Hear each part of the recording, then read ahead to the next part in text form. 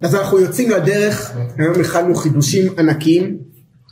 אז ככה, אתם יודעים שיש משל מאוד יפה שהחיים בעולם הזה זה כמו נסיעה באופניים. למה כמו נסיעה באופניים? לדייק, זה כמו נסיעה באופניים בעלייה.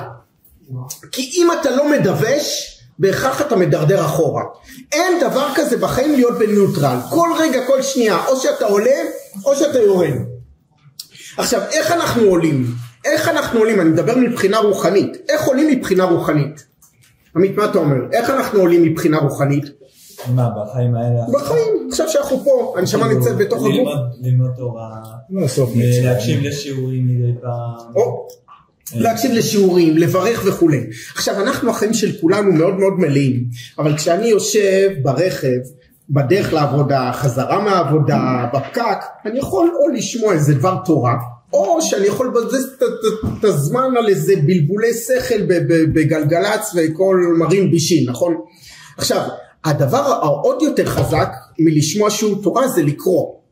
למה? כי כתוב שהאותיות מהירות. כשאנחנו שומעים דברי תורה, כשאנחנו קוראים דברי תורה, האותיות מהירות ומשפיעות ישירות על הנשמה. אני תמיד בג'קט, יש לי אלונים. תמיד יש לי איזה כמה דקות, מוציא אלון. אני עכשיו נוסע ברכב, אני עומד בפקק, מוציא איזה משהו קורה. מה העניין? חוץ מזה שהמוח שלנו הולך וגדל, הידע שלנו הולך ומתפתח, מעבר לזה אנחנו מראים לקדוש ברוך הוא שאנחנו רוצים ללכת בדרך מסוימת, ואתם יודעים יש חוק רוחני שבדרך שבה אדם רוצה ללך, בה מוליכים אותו. ברגע שאנחנו מראים לקדוש ברוך הוא, הנה בורא עולם, יש לי זמן פנוי, הנה תראה, אני קורא, אני לומד משהו, אני קורא משהו, אני שומע משהו, אומר הקדוש ברוך הוא, ככה? בי, אומר הקדוש ברוך הוא, שווה לי להשקיע בך. כי כל זמן פנוי שיש לך אתה לומד ומתפתח. אז אני אדאג לך לפרנסה בשפע בלי שתעבוד קשה. אני אדאג לך לבריאות שלא תצטרך להתערטר בבתי חולים בשביל שתוכל לעלות ולהתעלות, כי עובדה שזה הדרך שבה אתה רוצה ללכת. יש פה אלונים מדהימים ממש. אני מציע לכם כשאנחנו מסיימים היום פשוט לקחת אלונים, ויש לנו קבוצה של אלונים שכתב אותם הרב חיים לנגר שליטה, חבר יקר ואהוב שלי. האלון הזה נקרא מטעמי תורת חיים. מה הוא עשה? הוא לקח נושא, בכל פרשת שבוע לקח נושא ופתח לפי ספרי פנימיות וקבלה. רוב הדברים שכתובים אנשים לא מכירים, כי כל המקורות שהוא מביא, כל משפט הוא מביא מקור, כל המקורות שהוא מביא זה מחכמי הקבלה 100 שנים ואחורה, אין פחות מלפני 100 שנה, 100 שנה ואחורה. אז היום, לפני שאנחנו נתחיל, רציתי להראות לכם משהו, אתם חייבים ככה להדק חגורות טוב, כי אנחנו טסים ישירות לעולמות עליונים. אנחנו נדבר על אוג מלך הבשן, ממש כמה שורות, כך להתחלק. יצא ספר מטעמי תורת חיים שהוא מרכז מכל פרשיות השבוע. האלון הזה מגיע לתלמידי חכמים גדולים עם חידושים ענקיים גם בשבילם שהם גדלו בעולמה של תורה. אני קורא, אנחנו לא נקרא הכל, נקרא קטע קצר ורק שייתן לנו טעימה לכמה אנחנו לא יודעים כלום. אוקיי, כמה תורה שלנו היא רחבה מן הארץ, עמוקה מן הים. אני קורא. אוג הוא אליעזר, זה קטע שהוא קדם מפרשת דברים, זה כבר לפני 3 פרשיות, אבל זה כל כך, זה היה מדהים, אז אמרתי שאני חייב להראות לכם.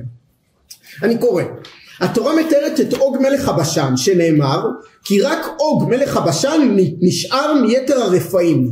הנה ארסו, המיטה שלו, ארס ברזל, הלא היא ברבת בני עמון, 9 אמות אורכה ו4 אמות רוחבה באמת איש.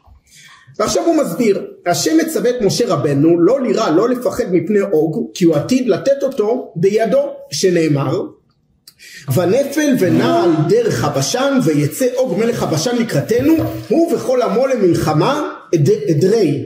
ויאמר השם אליי, אומר משה רבנו לעם ישראל, אל תירא אותו, כי בידך נתתי אותו ואת כל עמו ואת ארצו, ועשית לו כאשר עשית לסיחון מלך האמורי אשר יושב בחשבון, ויתן השם אלוקינו בידינו גם את אוג מלך הבשן ואת כל עמו ונקהו עד בלתי השאיר לו שריד. ויש להבין מי הוא היה אוג מלך הבשן אשר יצא להילחם בישראל, ומדוע הקדוש ברוך הוא היה צריך לצוות את משה רבנו שלא יפחד ממנו, שלא יהיה ירא מפניו.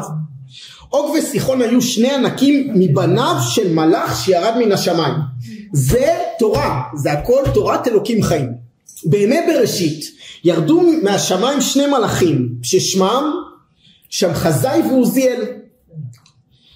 דרך אגב בסוגריים פה כתוב איפה זה מופיע, תרגום יונתן, מופיע ברבנו בחייה וכו'. מלאכים אלו התעכבו יותר מ7 ימים בארץ, ולכן נעשו עבים והתגשמו עד ששלט בהם יצר הרע, והם לא יכלו לחזור למקומם על ידי אמירת השם המפורש. הם בהתחלה הם אמרו לקדוש ברוך הוא שאם הם ירדו לארץ הם לא יחטאו. אומר הקדוש ברוך הוא לא, אם אתם תרדו לארץ אתם כן תחטאו. אמרו אנחנו רוצים לנסות, ירדו לארץ והתחילו להתגשם והתחילו לחטוא, עד שבאיזשהו שלב היו כבר יותר מדי זמן ולא יכלו לחזור על ידי אמירת השם מפורש, לא יכלו לחזור לשמיים. מלאכים אלו נקראו נפילים, משום שכל המביט בהם חרדה גדולה נופלת עליו, והם לקחו להם מבנות האדם והולידו מהם ענקים וגיבורים, כפי שנאמר הנפילים היו בארץ בימים ההם. וגם אחרי כן אשר יבואו בני אלוקים אל בנות האדם וילדו להם, הם הגיבורים אשר מעולם אנשי השם. הגיבורים אשר מעולם אנשי השם אלו הצאצאים של אותם שני מלאכים. כאשר התרחקו הדורות הללו מגבורת הראשונים, התמעט כוחם של הענקים והתרפא, ועל שם זה היו נקראים בשם רפאים. ביניהם היה ענק אחד ששמו אוג, אשר היה מבניו של אותו מלאך, אני בכוונה לא אומר את השם של המלאך, והוא היה נחשב לפחות מובחר מבין אותם ענקים. גודלו הענקי של אוג מתואר בפסוקים באמצעות גודל מיטתו, כאשר מרוב גובהו וגודלו העצום של אוג לא יכלו לעשות את מיטתו מעץ אלא רק מברזל, כפי שנאמר הנה ארסו ארס ברזל, הלוי ברבת בני עמון 9 אמות אורכה ו4 אמות רוחמה באמת איש. מה זה באמת איש? כלומר האמה שלפיה נמדדה המיטה היא האמה גדולה של אוג ולא האמה של אדם רגיל. לפני שאנחנו נמשיך אני אגיד לכם שאומר המדרש שכשבני ישראל יצאו ממצרים הלכו 600,000 גברים מגיל 20 עד 60 פלוס 600,000 נשים פלוס 600,000 זקנים פלוס 600,000 ילדים, בערך 3 מיליון אנשים הלכו בשטח של 12 קילומטר, 4 פרסאות, כל פרסה זה 3 קילומטר. ואוג מלך הבשן רצה להשמיד אותם. מה הוא עשה? אומר המדרש, כתוב בגמרא, אוג הרים הר והוא רצה לזרוק על בני ישראל, ואז הקדוש ברוך הוא עשה נס. בהר היו שם נמלים שעשו חור, ההר נפל לו על הראש, השיניים שלו השתרבבו החוצה, הוא ניסה להוציא את ההר ולא הצליח. משה רבנו שהיה בגובה 10 אמה 5 מטר קפץ 10 אמה 5 מטר ועם המקל שלו נתן לו בעקב, הוא נפל וההר נפל עליו וכך הוא מת. אוג מלך הבשן. רק שנבין באיזה גודל מדובר. נמשיך עוד קצת. כאשר הגיע העת שהשם רצה להביא מבול לעולם ולהחריבו, נודע הדבר לשמחזאי לאותו מלאך דרך חלום שחלמו בניו, וכן דרך המלאך מתת שהודיעו. ואז סמוך לכניסת נוח ובניו לתיבה בא אחד מבניו של אותו מלאך שנקרא אחיה וקלקל עם אשתו של חם בן נוח. איך קראו לאשתו של חם בן נוח? עירית, נכון, קראו לה עירית עם עין, והוא קלקל עם אשתו של חם בן נוח. הדבר נודע לחם, ועל מנת לחפות על המעשה הוא היה עם אשתו בתיבה למרות האיסור לשמש שם, וכל זה במטרה לטעון שהבן שיוולד הוא שלו. אשת חם התעברה מהמעשה שלפני הכניסה לתיבה והולידה בתוך התיבה את סיחון שהיה גדול ומשונה כדרכם של הענקים. כאשר התחיל המבול, אוג נצמד לתיבת נוח ועלה על גבי עץ אחד מסולמות התיבה, ככה מביא הפרקי דרבי אליעזר. יש אומרים כי הוא שם את התיבה שתגן על ראשו כמו סוכה. עכשיו רק שנבין מה היה הגודל של התיבה, הרי כל החיות נכנסו לתוך התיבה, הוא שם את התיבה על הראש שלו כמו סוכה. ויש אומרים כי הוא היה יכול לעמוד על הארץ היות שהמים לא הדביר אותו מחמת גובהו. רק שנזכור כמה מים ירדו במבול, דיברנו על זה. אומרת התורה שהמים שירדו במבול הם כיסו את כל ההרים הכי גבוהים 16 אמה. כמה זה 16 אמה? 8 מטר. 8 מטר. מה זה ההרים הכי גבוהים? מה ההר הכי גבוה בעולם? אברסט, הימלאיה. ההימלאיה זה 8.5 קילומטר. אז המים כיסו את ההר הכי גבוה, את ההימלאיה, עוד 8 מטר. כל העולם היה מתחת למים. ויחד עם זאת כתוב וכתוב, יש אומרים כי הוא היה יכול לעמוד על הארץ היות שהמים לא הטביעו אותו מחמת גובהו, ככה אומרת הגמרא שהרי הוא היה כמו הר, וגם מחמת שהמים היו צוננים בצידי התיבה. אז נשבע אוג לנוח ובניו שהוא יהיה להם לעבד עולם. נוח הבין שהשם חפץ להצילו, ושלכן הוא הצליח להתעלות בתיבה, מה שלא היה לשאר אנשי דורו. לכן נוח עשה חור אחד בתיבה, והיה מושיט לאוג את מזונו בכל יום ויום, ואחר כך סותם את החור שלא ייכנסו המים. אוג ניצל ונפלט מהמבול, ועל שם כך הוא נקרא הפליט. עד כאן. אנחנו בפעם הבאה נמשיך. אני רק רוצה להגיד לכם מילה. אוג ניצל מהמבול. אז בעצם מי שניצל מהמבול זה שם, חם, יפת, שלושת הנשים שלהם, שם, חם, יפת, שלושת הנשים שלהם, נוח ואשתו. איך קראו לאשתו של נוח? אשת נוח.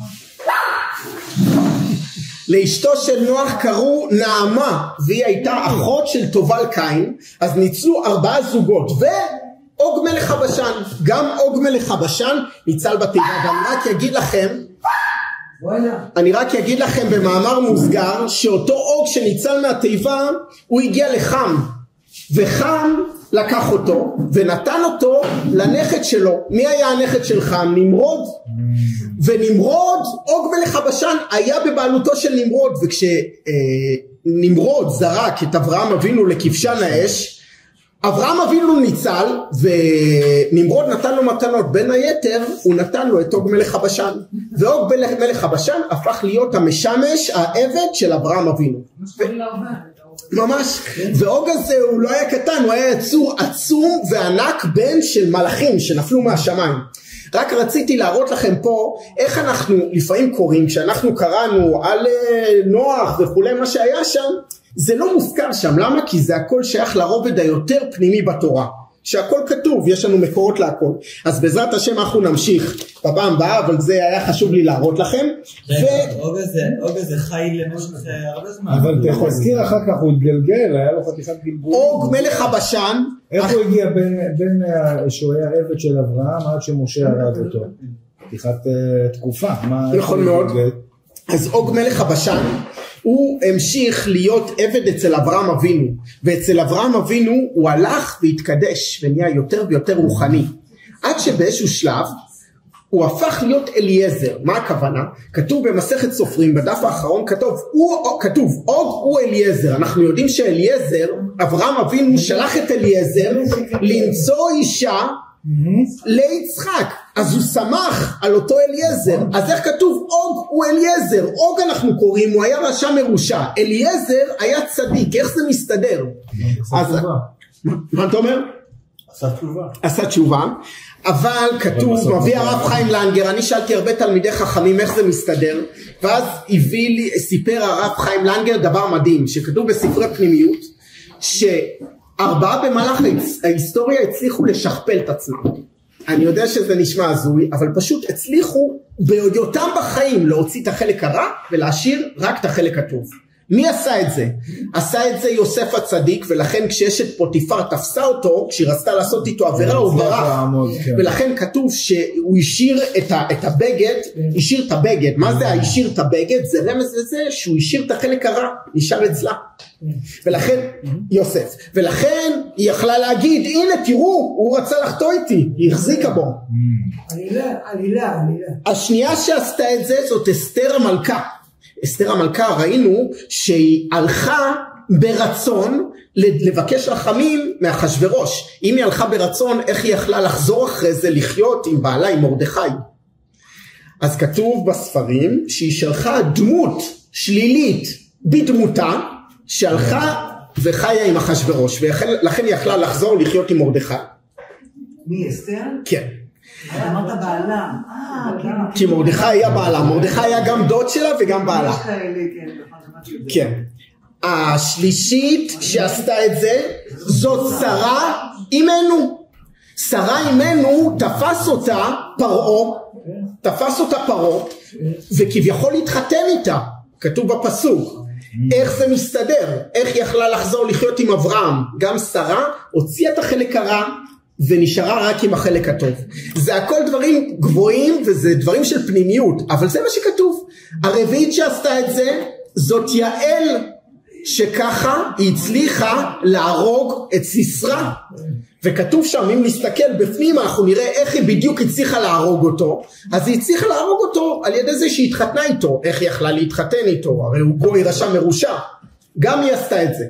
והחמישי שעשה את זה זה אוג מלך הבשן, שהוא הצליח להוציא מעצמו את החלק הטוב אליעזר, להישאר עם אברהם אבינו, והחלק הרע נשאר אוג. ולכן כשבני ישראל יצאו ממצרים ומשה רבנו לא ידע אם יש לאוג הזה זכויות או לא, האם הוא יוכל להרוג אותו או לא, האם צריך לפחד ממנו או לא, אומר הקדוש ברוך הוא אל תפחד ממנו. למה? כי כל הזכויות נשארו אצל אליעזר.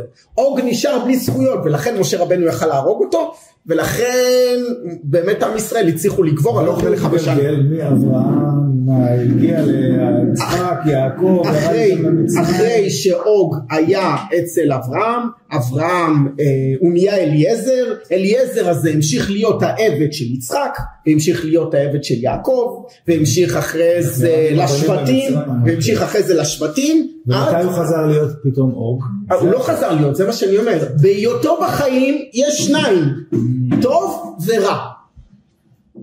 רגע, אבל הם היו אותה נשמה. אבל משה הרג את האוג, לא את אליעזר. נכון מאוד. התכונה הזאת נאבדה מהעולם? כן, למרות שאני שמעתי עדות בימינו שהרב, אחד הרבנים בדור הקודם, הבן שלו מספר שהוא הרב מרדכי אליהו כמדומני, הבן שלו מספר שהוא הלך לקבר רבי מאיר בעל הנס, הם נסעו כמה אנשים, והוא פתאום רואה את אבא שלו שם. הוא אומר לו, אבא, מה אתה עושה פה? הוא ככה לא ענה, לא היה בתפילה. ואז הוא אמר לו, אבא, אנחנו עולים עכשיו לקבר של רבי שמעון בר יוחאי, אתה רוצה לבוא איתנו? הוא אומר, לא, תיסעו אתם. הגיעו לרבי שמעון בר יוחאי, את מי הם רואים שם? הרב מרדכי אליהו. אבא, איך אתה הגעת? לא ענה, המשיך להתפלל. אנחנו היום יודעים עם תורת הקוונטים וכולי, שיש דרך לצדיקים לבטל את עצמם פה ולהיות שם. איך זה יכול להיות? זה יכול להיות. כתוב שצדיקים הם יכולים על ידי השם המפורש לעבור דרך קירות. איך זה יכול להיות? יכול להיות. כי הם מעל הטבע. זה יכול להיות, והיום בתורת הקוונטים יש איזה הוכחות גם. שאלה טובה. כל העניין של נשמה, התשובה היא כנראה שלא. כי כל העניין של נשמה, אם נשמה, שאלו אותי אתמול או שלשום, שאלו אותי, דיברתי עם ככה כמה ילדים מאוד סקרנים, אז שאלו אותי כזה דבר, אמרו לי, שמואל, בתחיית המתים, אז מי יקום? אם הארי ז"ל כבר לפני 450 שנה אומר שאין נשמות חדשות, זה אומר שעכשיו אני שמואל, יכול להיות לפני 100 שנה הייתי יצחק, ולפני 300 שנה הייתי אברהם, נכון? אז בתחיית המתים מי יקום? אז אמרתי שיש שיטה שכולם יקומו.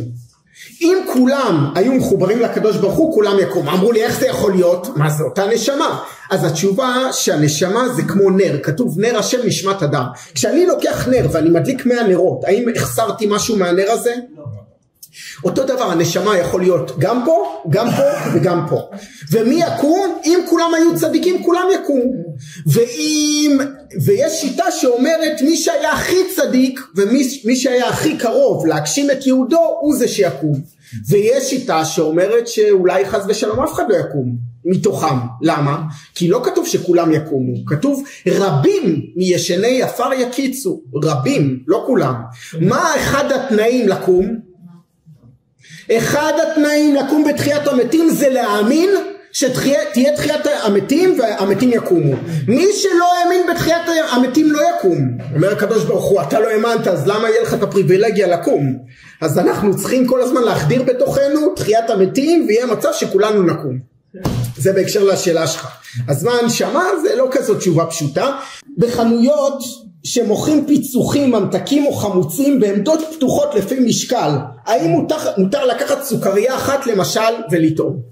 בן אדם הולך לסופר ויש חמוצים, האם מותר לקחת חמוץ ולטעום? לא, אלא אם כן אתה שואל. מה אתם אומרים? הם מציעים. מה מציעים? אתה בסופר, מה מסתובב? יש עמדות טעימות היום. בן אדם הוא הולך לחנות ממתקים, מה אתה אומר? קראתי על זה משהו פעם, אני חשבתי שלא, אבל כנראה שכן. בן אדם הולך לחנות ממתקים, יש מלא שוקולדות. האם הוא יכול לטעום? ודאי שאם יש חנות ממתקים ויש שוקולדות חשופות ויש פסק זמן, אני רוצה לטעום פסק זמן, אולי אני אקנה. הוא פותח פסק זמן וטועם. זה לא. אז מה שאתם אומרים פה, עכשיו תראו איך זה עוד יותר מדויק. אם תואם כדי לבדוק את הטעם וכוונתו לקנות מזה, יכול לטעום.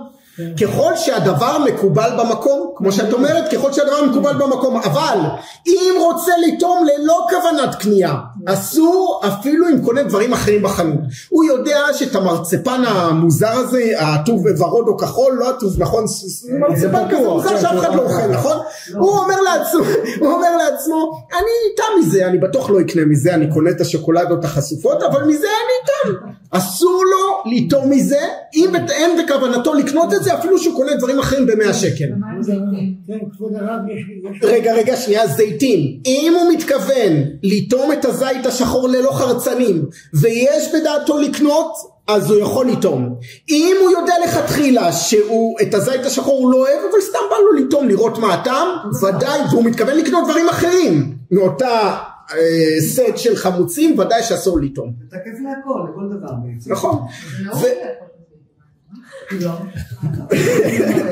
נהוג להגיע רעבים לסופר ולאכול כל הזיתים. האם מברכים? האם בן אדם שאין בדעתו לקנות זיתים בכלל והוא עכשיו בא והוא עכשיו בדיוק אכל סנדוויץ' בא לו משהו מלוח, האם הוא יכול לקחת זית? אמרנו שלא.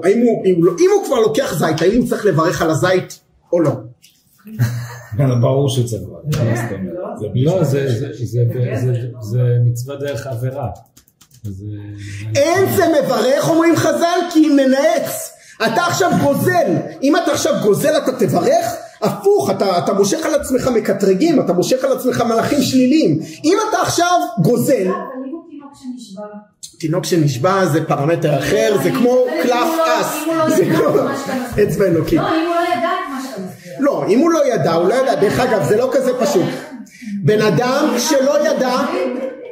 שלא ידע יגיע לעולם האמת ואולי יקבל גן עדן, הוא יקבל גיהנום בטמפרטורות מופחתות. למה? כי הוא יגיד לא ידעתי, יגידו לו חבובו, רגע, אתה אומר שלא ידעת? ידעת שיש שיעור ביום שני ב16:30, הזמינו אותך יותר מפעם אחת, אתה בחרת לא לבוא, אתה לא יכול להשתמש באמתלה שלא ידעתי. אתה, בסדר, לא ידעתי כי לא למדת, לא ידעתי, לא בירכתי, חיללתי שבת, רוצה גן עדן. חבובו, זה לא עובד ככה, הכל יש דין ויש דיין, נכון? לא ידעת, היית צריך ללמוד, נכון? אין זה מברך כי מנעץ. אז אתה לא עושה עכשיו, אז אתה, בן אדם אומר לא, מה, לא נעים לאכול תפוז בלי לברך. חמוד, עדיף שתאכל תפוז גזול בלי לברך מאשר תברך ותכניס את הקדוש ברוך הוא שותף לעבירה שלך. אבל זה מתחבר עם הדילמה של עבירה. זה שאתה לא נגיד שומר שבת, זה לא אומר שאתה לא צריך לשמור דברים בשבת. נכון. אז איך זה? למה? מה קשה? גדולה. ואם אני מחלל את השבת הגדולה, אז מה עכשיו אני אברך? רגע, שנייה, בוא נעשה סדר. יש הבדל, כי פה הגוף עצמו של העבירה, אדם מנסה לשתף את הקדוש ברוך הוא בגוף עצמו של העבירה. אם בן אדם אומר כזה דבר, אני רוצה להתחיל לשמור שבת, יש מלא דברים בלשמור שבת.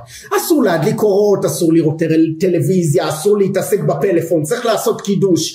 והוא עכשיו אומר כזה דבר, הוא לא יכול לשמור את כל השבת, אבל את האורות הוא לא מדליק.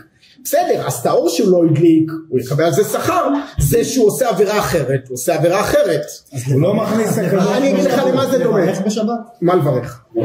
חלילה מי שלא שומר שבת יברך על האוכל בשבת? זה לא קשור אחד לשני. אז למה? כי פה בגוף הדבר הוא עושה את העבירה. זה כמו שבן אדם יעשה כזה דבר. אני אשאל אותך ככה, אני אחדד את השאלה שלך. בן אדם בא, נכון אתם יודעים בשבת יש עניין לאכול, להגיד לכבוד שבת קודש. בן אדם בא, מתיישב מול הטלוויזיה בשבת, לוקח את השלט, אומר לכבוד שבת קודש, מדליק. נכון, הוא מכניס את הקדוש ברוך הוא שותף לעבירה שלו, ודאי צפה לקפקוף, נכון? צפה לקפקוף, זה אתה זה נקרא לעשות צחוק מהעבודה. נכון. אז אני אומר, מצד שני, בהקשר למה שאתה שואל, אם בן אדם עדיין לא עושה הכל, אבל מה שהוא עושה הוא עושה, על מה שהוא עושה הוא יקבל שכר. אין שאלה פה בכלל. אני רק אגיד לכם בהקשר, היה איזה תימוני אחד שהגיע מתימן, הוא הגיע והוא מגיע לפרדסים של בני ברק, אז היה שם מלא פרדסים, והוא נכנס לפרדס, והוא מתיישב עכשיו על העץ, והוא כותב תפוז ומקלף, איזה ריח, ומברך, ברוך אתה השם אלוקינו מלך עולם בורא פרי העץ, ומתחיל לאכול ככה בענה. מגיע לה וזה מישהו אומר לו, תגיד לי כבודו, אני רואה שאתה יושב על העץ בפרדס, זה העץ שלך? הוא אומר, לא, זה לא העץ שלי. הוא אומר לו, תגיד, והפרדס שלך? לא, זה לא הפרדס שלי. הוא אומר לו, אתה יודע שאסור להיכנס לפרדס שלא שלך, אסור לטפס על עץ שלא שלך, אסור לאכול תפוזים שהם לא שלך, זה גזל, ואם אתה עושה את זה בלילה אתה תהיה גנב. הוא מתענג, אוכל את התפוזים, מתענג. הוא אומר לו, תקשיב, אני מדבר איתך, למה אתה כל כך שמח, למה אתה כל כך מתענג? הוא אומר, כמו שהבטיחו לי בתימן, להגיע לארץ הקודש, לאכול תפוזים ולשמוע דברי תורה. אין דבר יותר מתוק. אין דבר יותר מתוק מזה, ולשמוע דברי תורה ולאכול תפוזים, אפילו שהם גזולים. עוד שאלה כללית. בן אדם שואל, הוא קיבל תפילין חדשות לבר מצווה, מתי צריך לבדוק אותם? אצל סופר סתם. בן אדם קיבל תפילין, כל כמה זמן צריך לבדוק תפילין? כמעט. אז כתוב שנהוג לבדוק פעמיים בשבע שנים, ויש נוהגים כל ראש חודש אלול לבדוק את התפילין שלהם, אבל ככלל אומרת ההלכה, פעמיים בשבע שנים צריך לבדוק את התפילין. מישהו שואל שאלה, ההורים שלי רוצים שאני אעשה את חוברת העבודה שקיבלתי לחופש, אני מעדיף לצאת עם חברים, מה אני צריך לעשות? הוא קיבל לחופש שיעורי בית, וההורים רוצים שהוא יעשה את השיעורי בית, והוא רוצה לצאת לחופש. אני יודע שזה בטח שאלה שלא שייכת פה לילדים הצדיקים, כי פה כולם עושים את השיעורים, אבל מה הוא צריך לעשות?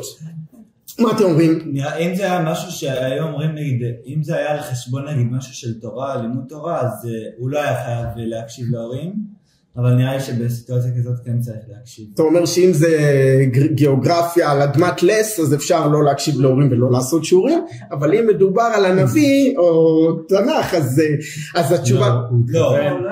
לא לעשות גיאוגרפיה כדי ללכת לשיעור תורה, אז שהוא לא יקשיב להורים. נכון, לא יודע מה התשובה פה, אבל זה ודאי תשובה נכונה.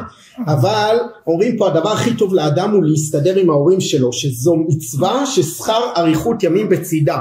אריכות ימים, מי שמכבד את ההורים יזכה לאריכות ימים, וגם ערובה להצלחה בחיים. מי שמסתדר עם ההורים שלו יסתדר עם חברים ועם בת זוג. מצד שני עלול לקרות שההורים לא ישימו לב לצורך שלך ללכת חופש וכו', ובמידה ואתה חש שזה צורך משמעותי שההורים לא שמים לב, כדאי להתייעץ עם אדם שמבין בתחום. ופה אני רוצה ישר צוללים לעניין של כיבוד הורים. רציתי להראות לכם משהו. כתוב בדברי חז"ל במדרש תנחומא, כתוב ככה, הרבה קיבל, מי האדם שקיבל הכי הרבה את ההורים שלו במהלך ההיסטוריה? במהלך ההיסטוריה האדם שהכי הרבה קיבל את ההורים שלו. תשובה קצת מפתיעה למי שלא מכיר. עשיו, הבן הרשע של יצחק, הכי הרבה קיבל את אבא שלו במהלך ההיסטוריה. מובאים דברי חז"ל בתנחומא, הרבה כיבד עשיו ליצחק אביו. אמר רבן שמעון בן גמליאל, כיבד עשיו מה שלא הייתי יכול לכבד אני, את אבי. ומשאני פורע לו כיבוד אבותיו, אני פורע ממנו. מה הכוונה? עד כאן דברי המדרש, כלומר שכל תקופת הגלות שאנחנו בגלות אדום, כמה זמן אנחנו בגלות אדום? הרי בית המקדש הראשון נחרב בגלל שלושת העבירות, גילוי עריות, שפיכות דמים ועבודה זרה. יצאו לגלות של כמה שנה, לגלות של כמה שנים? 400. בית המקדש הראשון 70 שנה בבבל. אחרי זה נבנה בית שני, ובגלל שנאת חינם יצאו לגלות אדום של כמה זמן? עד עכשיו, כבר 2000 שנה. אז כל תקופת הגלות שאנחנו בגלות אדום, זה עדיין שהקדוש ברוך הוא פורע לעשיו את הזכות שהוא כיבד את אביו. ורק אחרי שהקדוש ברוך הוא יסיים לשלם לו על כיבוד אב הזה, אז יבואו בני ישראל ויזכו. וככה מצינו בכמה מקומות בחז"ל שמצוות כיבוד אב זה בגדר מצווה אחת שהייתה בידו של עשיו הרשע בשלמות. כמו שאומר המדרש בפרשת כי תישא, בן יכבד אב, זה עשיו שכיבד אביו הרבה. שהיה יוצא לשדות וצד ציד וכו'. ממשיך פה ואומר, הרמב"ם כותב שיש ללמוד מכך כמה הקדוש ברוך הוא אינו מקפח שכר כל בריאה ובריאה על כל דבר טוב שעושה, ולהפך, ייתכן שכך גם במעשים טובים אחרים. אולם מדברי המדרשים רואים רק את העניין המיוחד של כיבוד אב ואם, וזה בוודאי ברור ששכר מצוות כיבוד אב ואם מופלג עד כדי כך. עשיו הרשע נאמר עליו, רגע אני ממשיך, היה שכרו של עשיו הרשע שנתן לו הקדוש ברוך הוא מלכות בלי הפסק עד שיבוא מלך המשיח, כמו שאמרו עליהם השלום, אין בן דוד בא עד שיתו לעשיו שכר כיבוד אב ואם. אין הקדוש ברוך הוא מקפח שכר כל בריאה, אלא יגמול לעולם על פעולות הטוב לכל מי שיעשהו. ועל כל פנים זה ודאי ממשמע מדברי חז"ל שזכות כיבוד אב ואם היא הזכות שעמדה לו לעשיו לדורות עולם.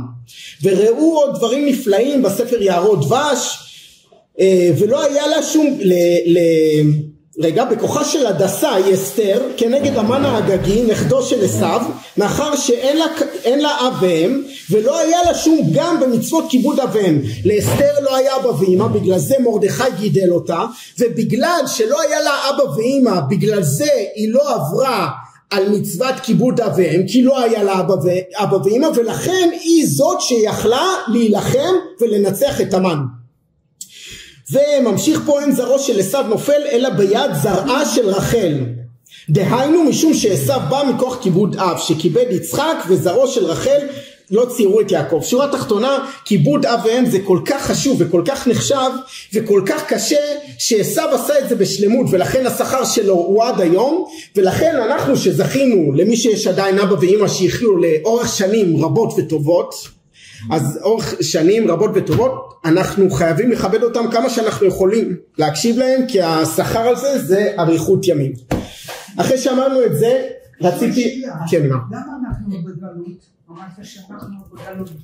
אנחנו בגלות מאז חורבן בית שני, בגלל שכתוב שכל דור שלא נבנה בית המקדש בימיו כאילו נחרב בימיו. כלומר, אנחנו יצאנו לגלות בגלל שנאת חינם. אם היום היה עומד בית המקדש, נכון? הוא לא היה... אם היום עדיין לא נבנה לנו בית המקדש, כלומר שהסיבה שנחרב בית המקדש היא עדיין קיימת. הסיבה שנחרב בית המקדש זה בגלל שנאת חינם, הסיבה שלא נבנה היום עדיין בית המקדש בגלל שיש לנו עדיין שנאת חינם. זה בדיוק הסיבה. לצערנו הרב. שאלה מאוד מאוד יפה, והתשובה היא כזאת, לעולם אין דבר שעומד בפני התשובה, עד כדי כך שהתשובה זה מתנה גדולה שהקדוש ברוך הוא נותן לנו, שהיא מתקנת רטרואקטיבית. מה הכוונה?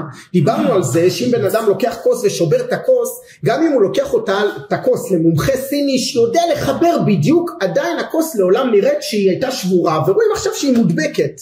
הקדוש ברוך הוא נתן לנו מתנה, המתנה הזאת נקראת תשובה. כלומר שאם בן אדם עושה תשובה ואומר 4 פרמטרים, חרטה על העבר, קבלה לעתיד, אמירה בפה ועזיבת החטא, אם הוא עושה את זה ממקום של פחד כי הוא לא רוצה לקבל סתירה מהקדוש ברוך הוא, כל מה שהיה לפני כן הכל נמחק.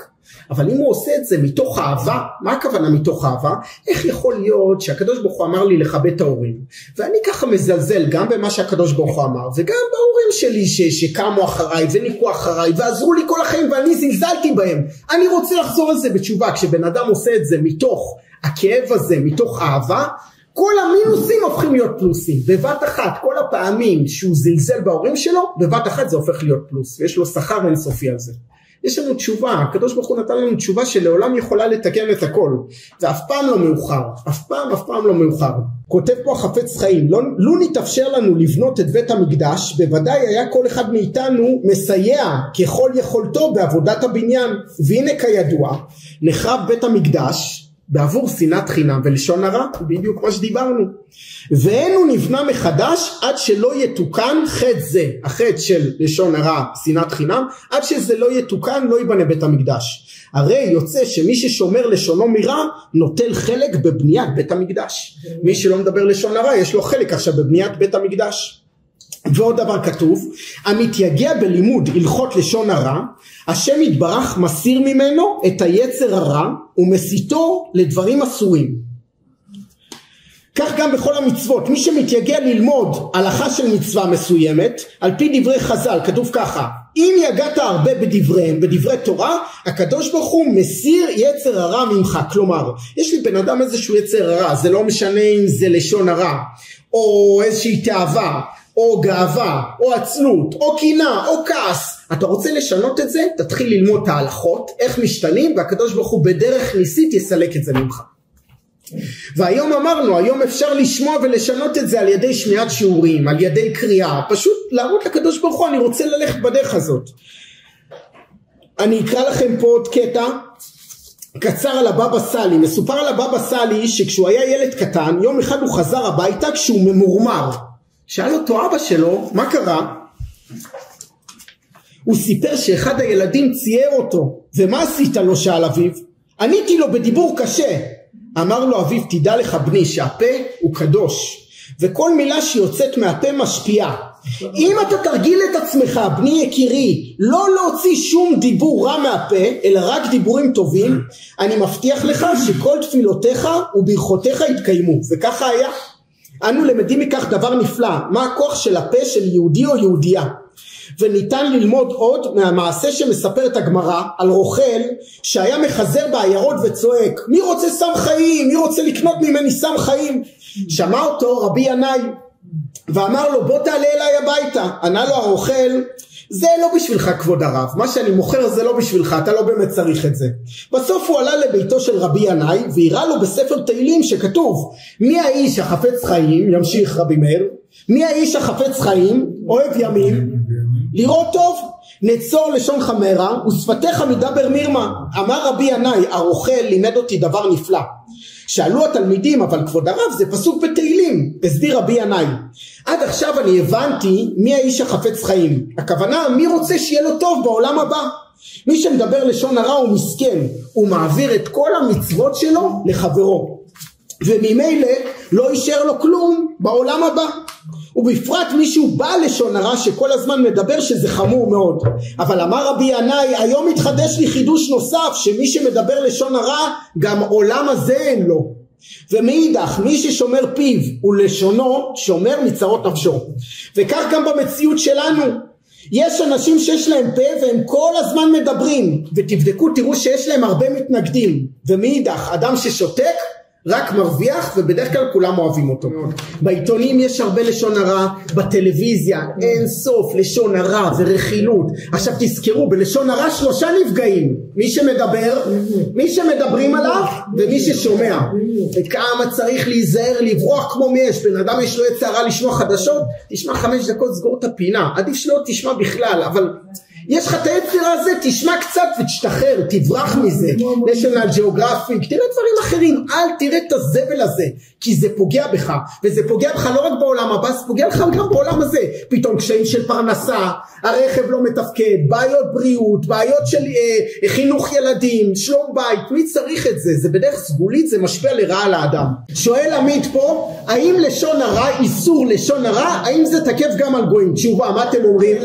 האם יש איסור, אני אחלק את השאלה לשניים, האם יש איסור לגויים לדבר לשון הרע? תשובה, אין איסור לגויים לדבר לשון הרע, כי לגויים יש רק 7 מצוות בני נוח: גילוי עריות, שפיכות דמים, עבודה זרה אסור, עבר מן החי, אסור להם לאכול פרה שהורידו לרגל, היא הולכת על 3 רגליים ואת הרגל הם עושים שישליק, אסור, זה נקרא עבר מן החי. ב' ברכת השם, אסור להם לקלל את הקדוש ברוך הוא. ג' גזל, אסור לגויים לגזול. ד' דינים, צריך להקים בתי דין. עכשיו אין פה איסור של לשון הרע. אתה שאלת אבל האם יש איסור ליהודי לדבר לשון הרע? התשובה מתחלקת ל2. על גוי. התשובה מתחלקת ל2. אין באמת איסור לדבר על גוי לשון הרע, אבל, ואני אחדד את זה עוד יותר, אין באמת איסור לדבר על יהודי רשע לשון הרע. אבל ברגע שבן אדם יהודי מדבר אפילו על גוי לשון הרע ואפילו על ליצ'י, הוא משחית את המידות שלו, הוא הופך את עצמו לבן אדם שמדבר לשון הרע. האם הוא יענש על זה שהוא דיבר על ליצ'י שהיא כזאת מעצבנת כי לפעמים היא נובחת? האם הוא יענש על זה או לא? כנראה לא יענש על זה, אבל עכשיו הוא הרגיל את עצמו להיות בן אדם שמדבר לשון הרע. ככלל עדיף לא לדבר על אף אחד שום דבר, גם לא על כלבה קטנה ומעצבנת לפעמים, גם לא על דומם, נכון? עדיף לא לדבר לשון הרע על אף אחד כדי לא להשחית את המידות שלך ולהרגיל את עצמך להיות בעל לשון הרע. אנחנו בפרשת משפטים, רציתי אבל להראות לכם איזה נקודה, תסתכלו, פרשת משפטים פרק כ"א פסוק י"ח, ממש יש פה שני פסוקים אני רוצה להראות לכם, כולם בפנים, פותחים. וכי יריבון אנשים והיכה איש את רעהו באבן או באגרוף ולא ימות ונפל למשכב. וכי יריבון, מתוך קטטה שני אנשים רבים ומתוך קטטה היכה איש את רעהו באבן או באגרוף. למה מציינים באבן או באגרוף? הוא היכה את רעהו מכה שבעקבותה הוא עלול למות, ועם זאת הוא לא ימות. זאת אומרת האדם שהוא היכה אותו לא ימות ונפל למשכב, הוא נעשה חולה, הוא נפצע והוא נעשה חולה. מכניסים קודם כל את המכה, מכניסים אותו לבית סוהר לרגע לראות מה יהיה. למה? בואו תראו את ההמשך של הפסוק. אם יקום ויתהלך בחוץ על משכנתו, אני קורא, אם יקום, מי יקום? הפצוע שנתנו לו מכה, ויתהלך בחוץ על משענתו, כלומר עם מקל ההליכה שלו, כלומר שהוא הולך ומתרפא בעצמו והולך בכוחות עצמו, וניקה מכה, משחררים את אותו שהרביץ, את אותו אחד שהרביץ, משחררים אותו מהכלא לחופשי, אבל וניקה מכה רק שבטו ייתן ורפו ירפא. וניקה מכה מעונש מיתה, אם הוא היה הורג אותו הוא חייב מיתה. מחכים, שם אותו בבית סוהר, מחכים לראות אם הוא קם לבד ומחלים, מוציאים אותו מבית סוהר, אבל חבובו, פפלינוס, אתה צריך לשלם. מה הוא צריך לשלם? הוא צריך לשלם דמי נזק. חייב מכה אדם הוא צריך לשלם דמי נזק, רק שבטו ייתן. בנוסף לדמי נזק הוא צריך לשלם לו שכר ביטול מלאכה.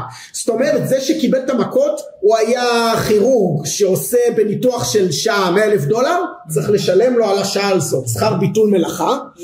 ורפו ירפא. מה זה רפו ירפא? עלות של הרופא הסיני שמגיע אליו ועושה לו דיקור, שלוקח על ביקור בית כמה שהוא לוקח, הוא עכשיו צריך לשלם גם את הרופא. אז הוא צריך לשלם גם על הנזק שהוא גרם, גם על המלאכה שהוא הפסיד, וגם על הרופא. ואם הוא הרג אותו חייב מיתה.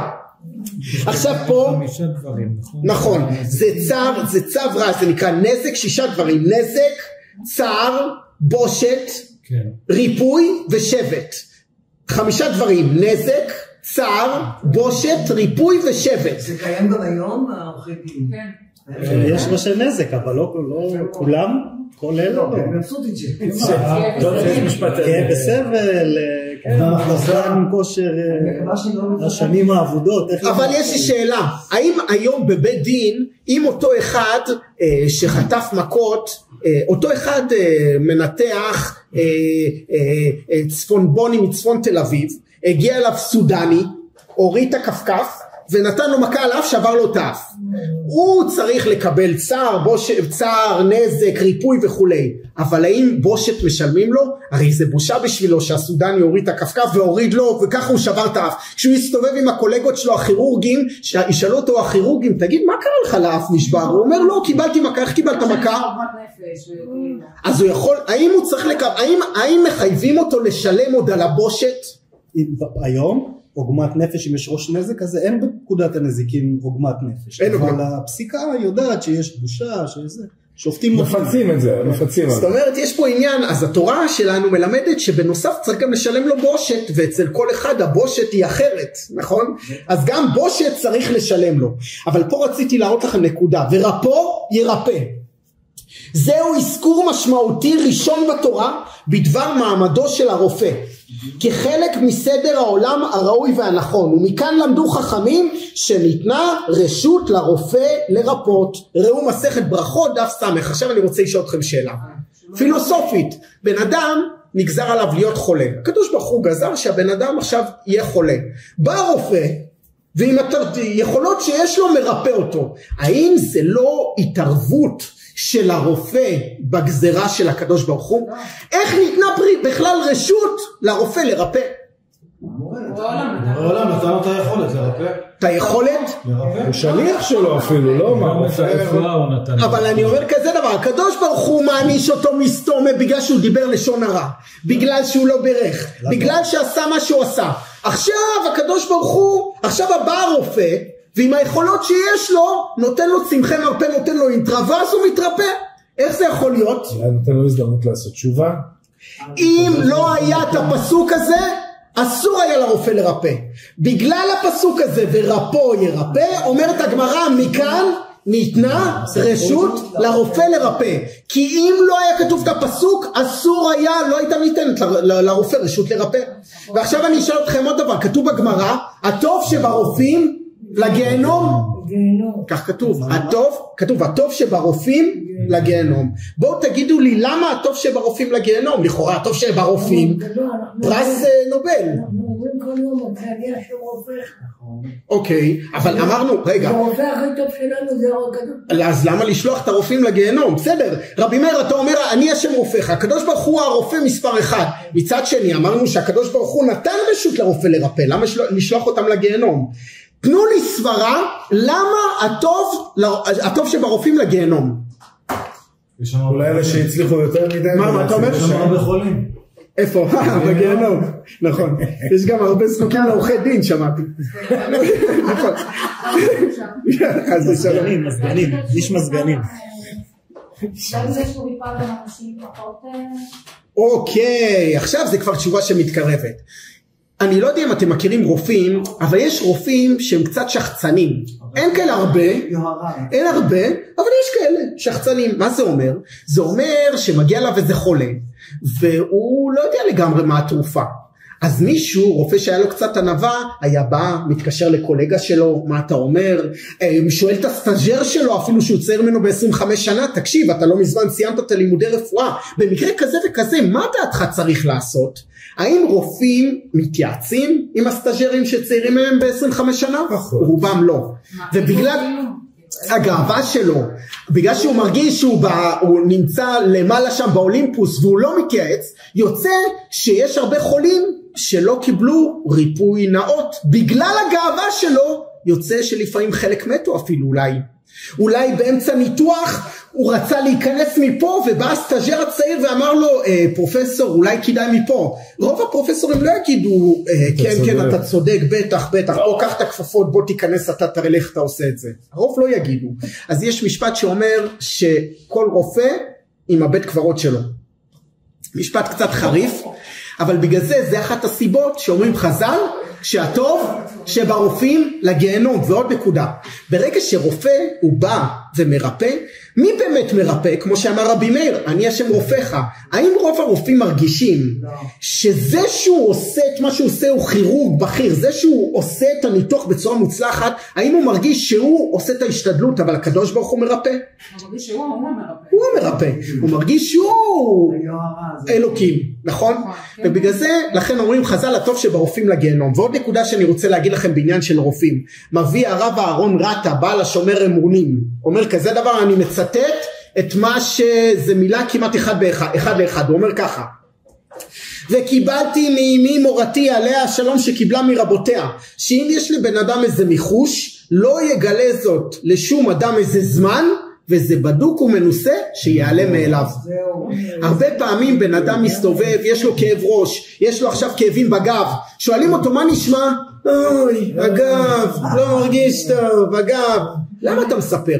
למה? עכשיו שלא אמרת כלום לאף אחד, רק אתה והקדוש ברוך הוא יודעים, הקדוש ברוך הוא יעשה לך דרך נס והכל יהיה בסדר. ברגע שאתה מספר, עכשיו מסתובב איזה אחד, יצחק, שיודע שיש לך כאבי גב. כשיצחק יפגוש את שלמה והם ישאלו, תגידו, מה איתו? מה עם ראובן? איך הוא מרגיש? מה, אתה לא יודע, יש לו כאבי גב. עכשיו, לא רק יצחק יודע שיש לו כאבי גב, יצחק יודע, ושלמה יודע, והמשפחה של שלמה יודעת, וכולם יודעים שיש לו כאבי גב.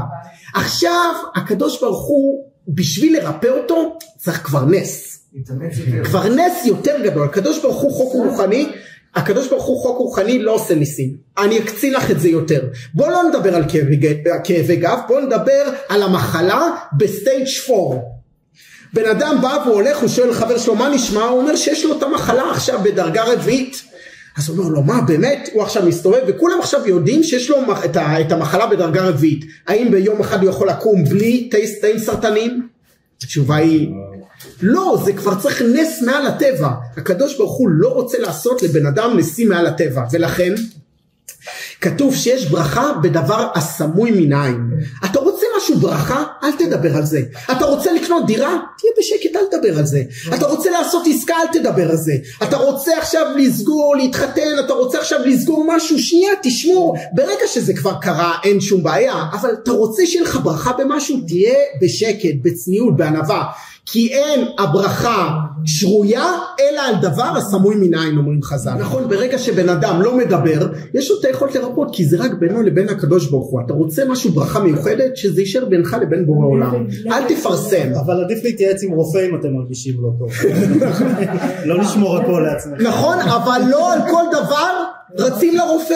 אתם יושבים, אתם יודעים, ישבו כמה פולניות בקופת חולים, ויום אחד בז'יז'ינקה לא הגיע, אז כשהיא מגיעה למחרת, אז אומרות לחברה שלה, בז'יז'ינקה איפה היית אתמול? היא אומרת, לא, אתמול לא יכולתי להגיע, לא הרגשתי טוב, לא יכולתי להגיע לקופת חולים. יש כאלה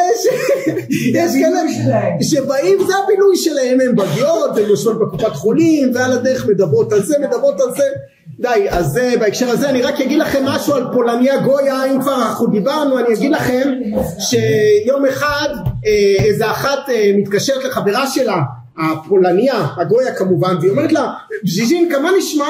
אז היא אומרת, מצוין, ואיך בעלך? בעלי מצוין, מושלם, ואיך הילדים ממש טוב, מצוין. אז היא אומרת לה, טוב בז'יז'ינקה, אני שומעת שיש לך אורחים, אני אתקשר יותר מאוחר.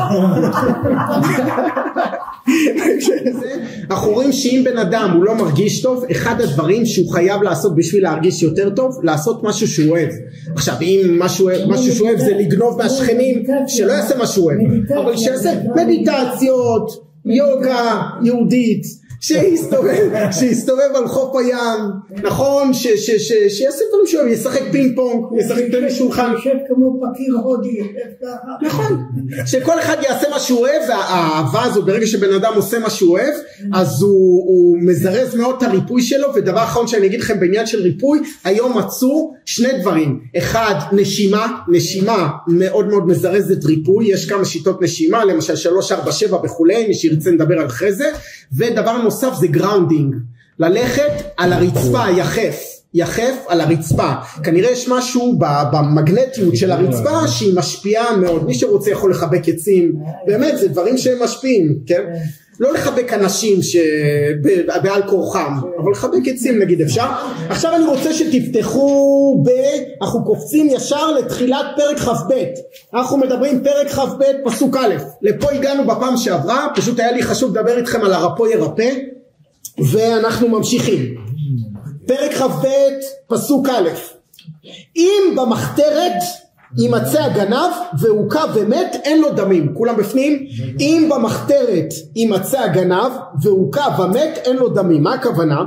אם במחתרת בשעת הפריצה הגנב הוא מגיע בשעת פריצה, הוא חופר חפירה מיוחדת, וימצא הגנב והוכה. מי היכה אותו? מישהו ראה גנב, נכנס אליו הביתה, בעל הבית בא והרג אותו, היכה אותו ומת, הגנב מת, אין לו דמים. מה הכוונה? בעל הבית לא נחשב רוצח, ההוא ניסה להיכנס אליו הביתה, איזה דין אמרת? חוק דרומי זה על רכוש חקלאי, אבל כן. אז ההורג אינו אחראי למיתתו. מעשה זה מקביל לפריצה לפי החוק הפלילי, שהעונש עליה חמור מן העונש על גניבה. הפורץ בתנאים מסוימים נתפס כמי שמסוגל להרוג אם יעמדו בדרכו או ינסו לפגוע בו. משום כך אני אסביר, אם בעל הבית יהרוג אותו כשיבקש למנוע את הגניבה, הוא יהיה פטור מעונש, שכן אפשר להחשיב את המעשה כהגנה עצמית. כלומר, אם מגיע הגנב באמצע הלילה, בא הבעל הבית מתעורר, רואה אותו, מוציא את האקדח ויורה בו, לפי התורה פטור? לפי התורה פטור. למה? כי רוב הסיכויים שהגנב הזה ידע שיש סיכוי שבעל הבית יתעורר עם הנשק שלו. יוצא שהגנב מראש יבוא עם נשק. יוצא שהגנב נכנס לבית לפרוץ, אומנם רק לגנוב את הטלוויזיה, אבל הוא מגיע עם נשק. יוצא שהוא לקח בחשבון שיכול להיות קרב אקדחים, ואולי אם יהיה קרב אקדחים הוא יצטרך להרוג, הקם להורגך השכם להורגו.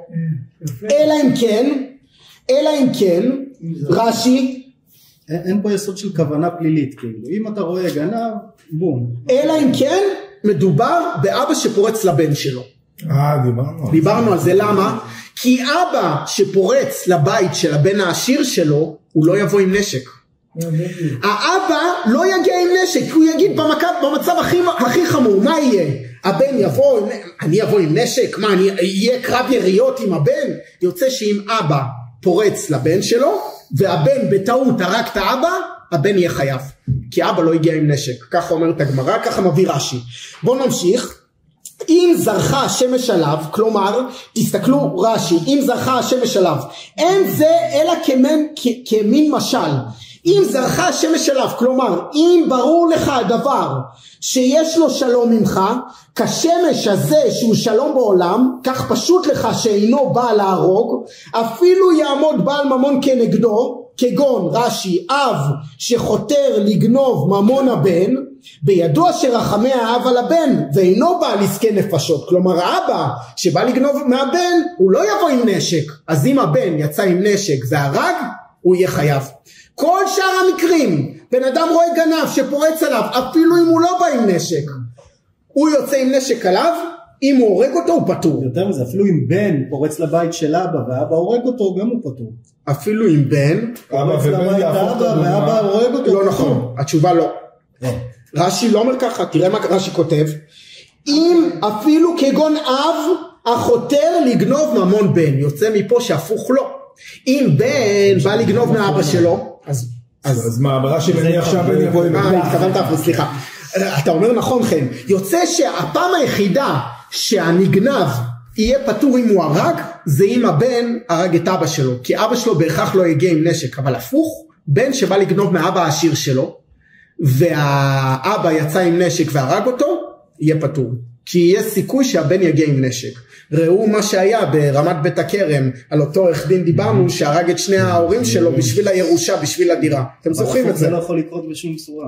מה אתה אומר? מבחינת הטבע, זה כאילו, הפוך זה לא יכול לקרות. אבא לא יהרוג את הבן שלו בשביל כסף. כי כתוב, אבא ל10 ילדים, אבל 10 ילדים לא לאבא אחד. אבא, יש לו את היכולת לדאוג לכל 10 בנים שלו, אבל איכשהו לצערנו אנחנו רואים שכשהוא מזדקן, כל 10 ילדים הם לא יצליחו להחזיק את האבא, זה ישלח אותו לשם, זה ישלח אותו לשם. ואתם רוצים לדעת מה הסיבה? מה הסיבה? מה הסיבה העמוקה? אני אדייק את השאלה. מה הסיבה העמוקה שלאבא יש רחמים על הבן, אבל הבן אין לו רחמים על האבא? אותו רמת רחמים. אוקסיטוצין, לא? משהו הכימיה הזו במוח. נכון, זה עוד עניין. האמא, נכון. אבל תקשיבו טוב, מה ההסבר של זה? מאיפה הכל התחיל? מי היה האדם הראשון? האדם הראשון. לאדם הראשון היה לו בנים, קין, הבל ושת. שת, קין והבל. האם לאדם הראשון היה אבא? לא. בגלל שלאדם הראשון לא היה אבא, אז ב-DNA הרוחני שלו אין לו את החמלה על האבא, כי לא היה לו אבא. אבל היה לו בן, אז ב-DNA הרוחני של כולנו יש את החמלה על הבן. אמר רבי מאיר זיכרונו לברכה, אבא של בן לי, אמר כשאבא עוזר לבן שניהם שמחים, כשהבן צריך לעזור לאבא שניהם בוכים. זה נכון, אני גם שמעתי. זה נקודה מאוד חשובה. בואו אנחנו נמשיך. אם זרחה עליו השמש, כלומר אם ברור כשמש של האבא, אם ברור כשמש שהוא בא, שהגנב בא להרוג, גם במקרה שתהיה התנגדות. אני קורא, אם זרחה עליו השמש, כלומר אם בא בשעות היום, או שיצא מהמחתרת לאוויר העולם, מקום השמש, יש להניח שלא בא להרוג אלא לגנוב רכוש בלבד, שכן הוא סבור שבעל הבית אינו בבית ולא בא לעסקי נפשות, לעומת החותר בלילה שרוב בני אדם היו שוהים בבתיהם ולכן דמים לו. אז אנחנו רואים פה שני דברים. אמרנו שאם הגנב הגיע בלילה, אז הבעל הבית יכול להרוג אותו ויהיה פטור.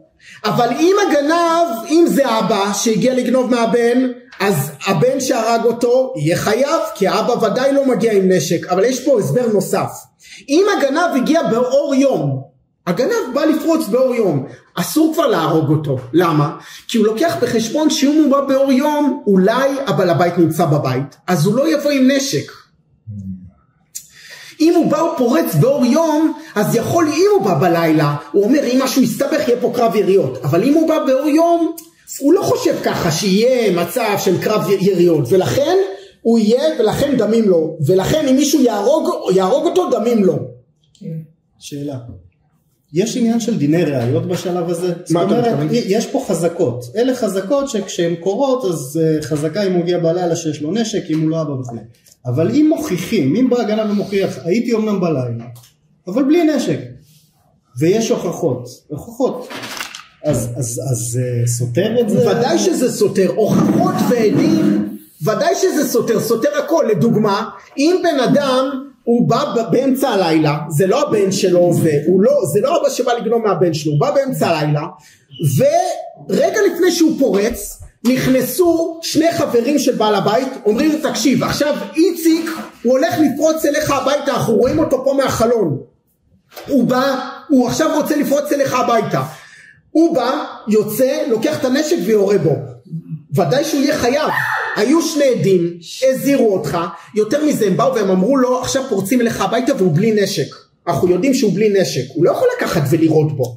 ואני אגיד לך יותר מזה כן, אם יצליחו להוכיח בבית דין שהוא היה יכול לירות בו ברגליים, ובגלל שהוא שונא אותו כי הוא חייב לו כסף הוא ירה לו בראש, הוא יהיה חייב. אנחנו מחפשים פה את האמת האלוקית, את השורש של האמת, נכון? אבל כמו שאתה אומר, יש פה חזקות, אין לנו, לא יודעים מה היה, איך היה, הוא הגיע באמצע הלילה, כנראה הוא הגיע חמוש, גם אם הוא לא היה חמוש והורג אותו, הוא יהיה פטור. כבוד הרב, איך זה, מה דילו של אומרים שהגונב מהגנב פטור, לא? עוד פעם, הגונב מהגנב פטור, נכון, חזק וברוך, אנחנו תכף נראה בהמשך, אתה שואל טוב, תכף נראה בהמשך, אני רוצה להמשיך. אם זרחה עליו השמש, דמים לו. כלומר, אבל אמרתי משהו לא נכון, אני אמרתי ככה, אמרתי שאם הוא הגיע ביום והוא הורג, אבל הבית הורג את הגנב, אז הוא יהיה חייב. לא, הוא יהיה פטור. רגע, דמים, הפוך. אם הגנב הגיע באמצע היום, דמים, והבעל הבית הרג אותו, הבעל הבית יהיה חייב. הבעל הבית יהיה חייב, כי הורגו נחשב כשופך דמים ודינו כדין כל רוצח, משום שגנב כזה אינו נידון כרוצח פוטנציאלי אלא כגנב פשוט שאינו חייב מיתה. ואז מה קורה? אם הגנב הגיע באור יום ועכשיו הוא נתפס, עכשיו זה קטגוריה נוספת, אם הגנב נתפס, מה קורה? מה עושים? היום בית משפט, מה עושים? אני שואל אותך. שמים בכלא. האם הפתרון הזה של לשים גנב בכלא, האם זה פתרון נכון? אותו גנב שבסך הכל הוא ידע לפרוץ דלתות של כניסה של בית, בדיוק, עכשיו הוא כבר ידע לפרוץ כספות בבנק, עכשיו הוא יישב, כמה זמן יישב גנב? כמה זמן יישב עורכי דין? גנב יישב שנתיים, יש לו שנתיים 730 יום ללמוד איך פורצים כספות של בנק. ודאי שהוא יצא גנב יותר גדול. אתם יודעים, אתה יכול להגיד לי מבחינה סטטיסטית, רוב רובם של הפושעים חוזרים לכלא. אתם יודעים כמה לא חוזרים לכלא באגף התורני?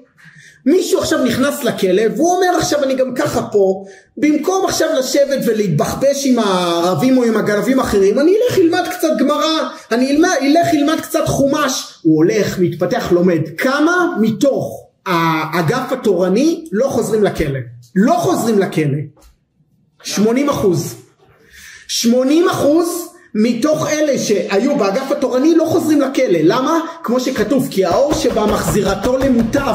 לא יעזור לא ריפוי בעיסוק ולא יעזור לא הליכות בחוץ, רק האור שבתורה תחזיר אותו למוטב.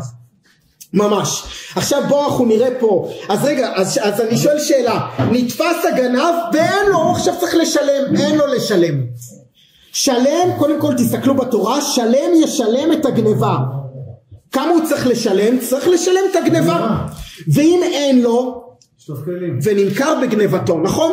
אם אין לו לשלם, נמכר בגניבתו בתור עבד עברי, ובכסף המחירה יחזיר את ערך הגניבה.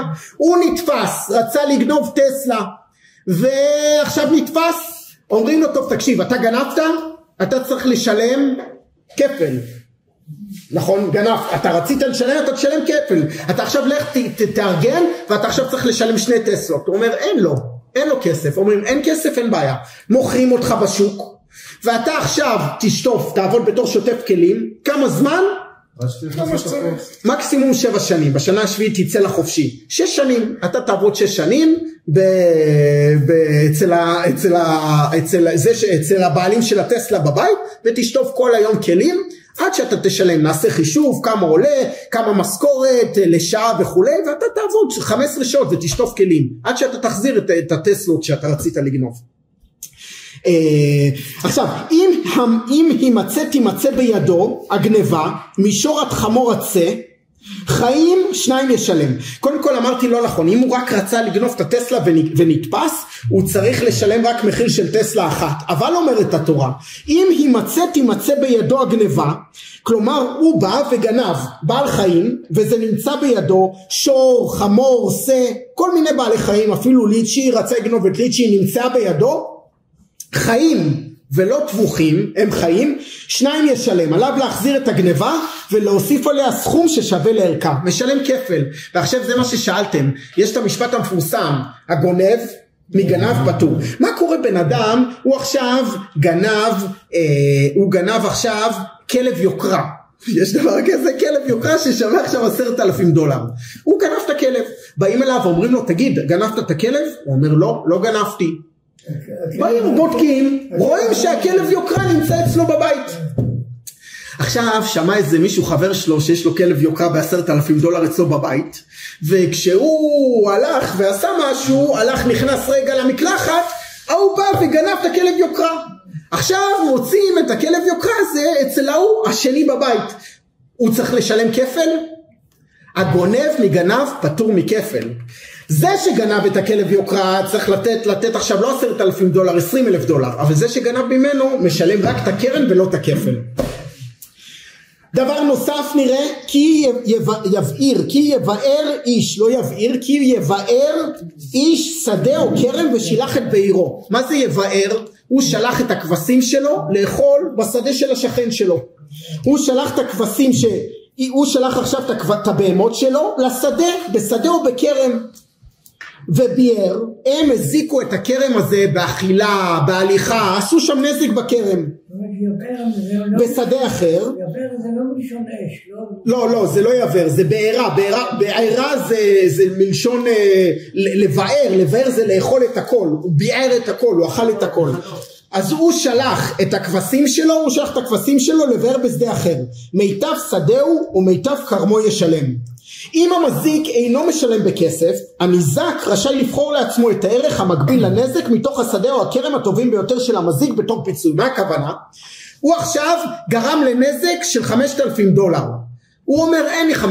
הוא אומר לו תקשיב, אין לך $5,000 אבל יש לך שדות, נכון? יש לך 3 שדות. יש לך שדה הכי טובה, היא נקראת עידית, יש לך שדה בינונית ויש לך שדה זיבורית. אתה חייב לשלם $5,000. הוא אומר אין בעיה, אני אתן את השדה הזיבורית שלי, אני אתן לך עכשיו דונם של שדה זיבורית.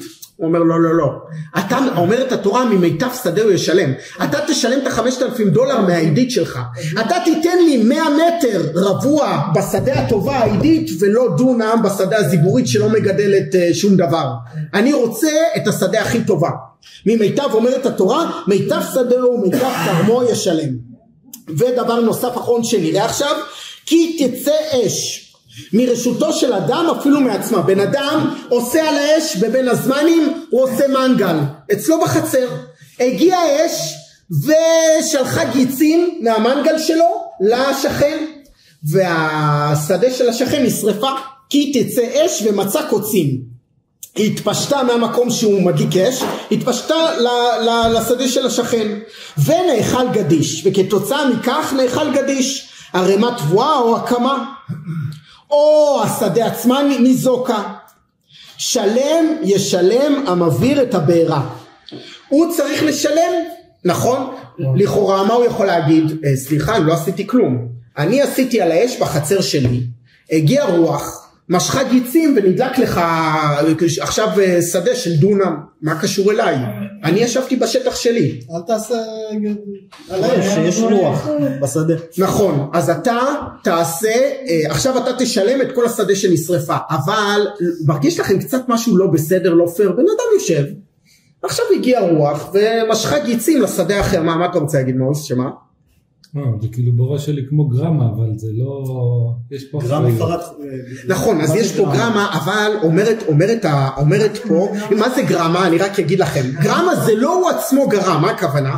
יש נגיד עכשיו סכר. אם בן אדם לוקח דלי מים ושופך על מישהו על הפנים, הורג אותו. הוא עשה נזק בידיים, נכון? עכשיו אם יש סכר, ובסכר יש עכשיו מכסה, הוא בא מרים את המכסה, הגיע זרנוק של מים והרג בן אדם, האם הוא חייב?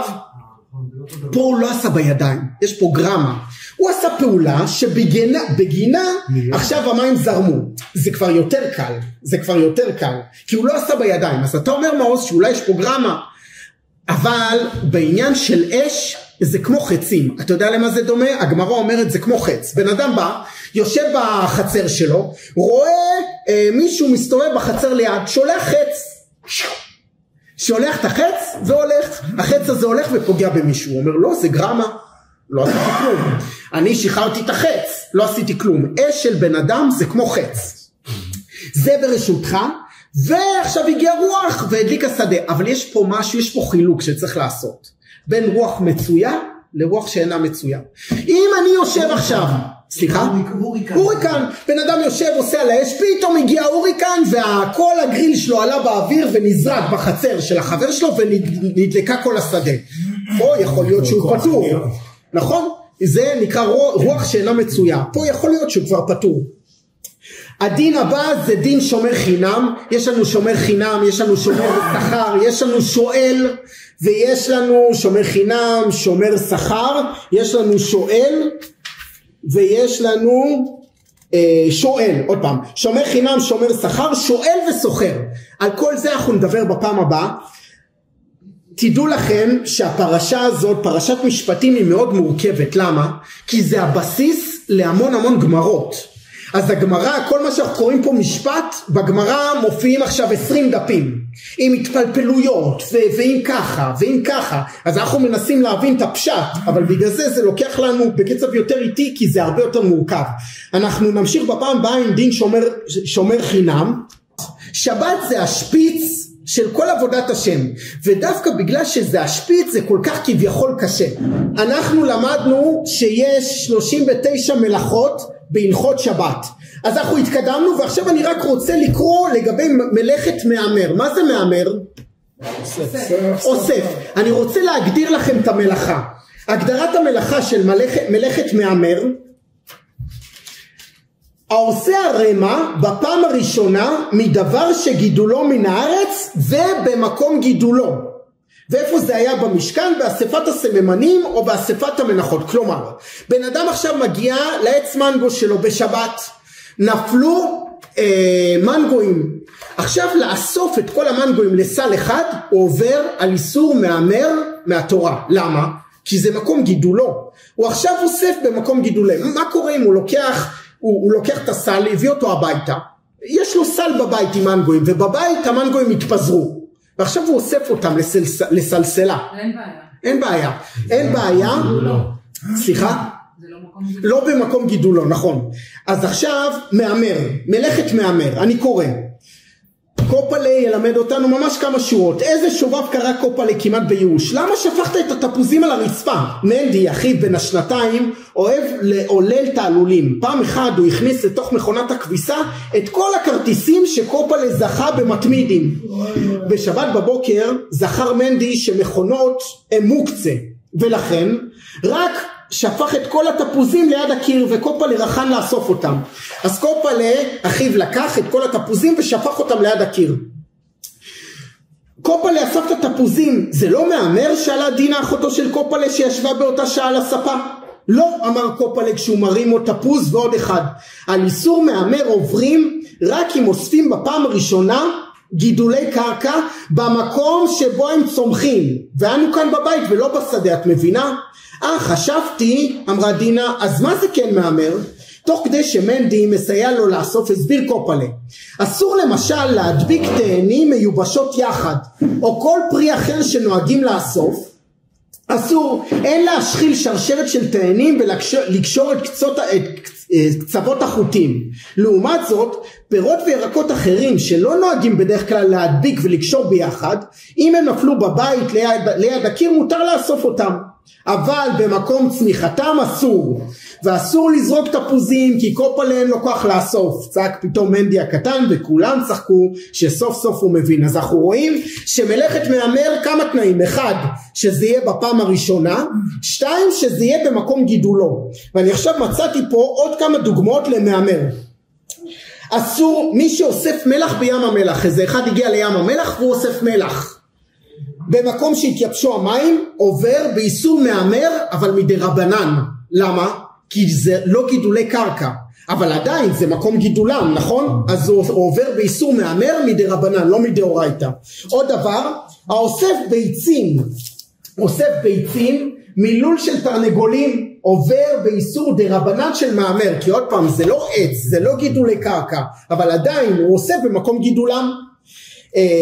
האם מלח שהתפזר בבית, האם מותר לאסוף מלח בשבת? נכון? מותר לאסוף מלח שמתפזר בבית, אין בזה איסור, אפילו לא של עובדין דחול.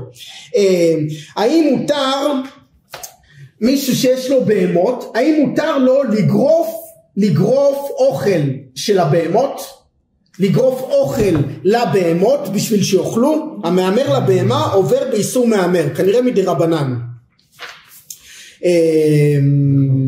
עכשיו תשימו לב, פה עוד חילוק קטן. לקחת פטרוזיליה ולקשור אותה, אסור קשר בר קיימה, אסור קשר על גבי קשר בשבת. לקחת פטרוזיליה ולקשור אותה, אבל ככה ביחד, מותר לעשות את זה בשבת או לא? אז התשובה היא כזאת, נכון, אמרנו זה גידולי קרקע ורק במקום גידולו, אבל נתנו פה דוגמה של תאנים. פעם היו לוקחים תאנים, מביאים את התאנים הביתה, מייבשים אותם ואז עושים דבלה, מדביקים את כל התאנים ביחד. ראינו שלעשות דבלה של תאנים בבית זה איסור מהמר. למה? כי אפילו שזה לא מקום גידולו, אבל זה הדרך שהיו עושים. היו כותבים את התאנים חיות ומביאים הביתה, מייבשים אותם ועכשיו מדביקים אותם. יוצא שלהדביק אותם זה איסור מהמר, אסור לעשות את זה כי זה הדרך. אותו דבר פטרוזיליה, לקחת פטרוזיליה ולחבר אותה ביחד, אסור לעשות את זה בשבת. דרך אגב, גם אם הפטרוזיליה עכשיו כתפו אותה והיא בשדה, לאסוף אותה בשדה אסור, אבל גם בבית לחבר אותה ביחד, אסור לקשור בחוט עלי פטרוזיליה אפילו בבית, כי זה הדרך לעשות את זה, ולכן זה מהמר. מהמר אחרון, אספת פירות מהגינה, האוסף 2 פירות מהגינה בידו עובר באיסור מהמר מהתורה.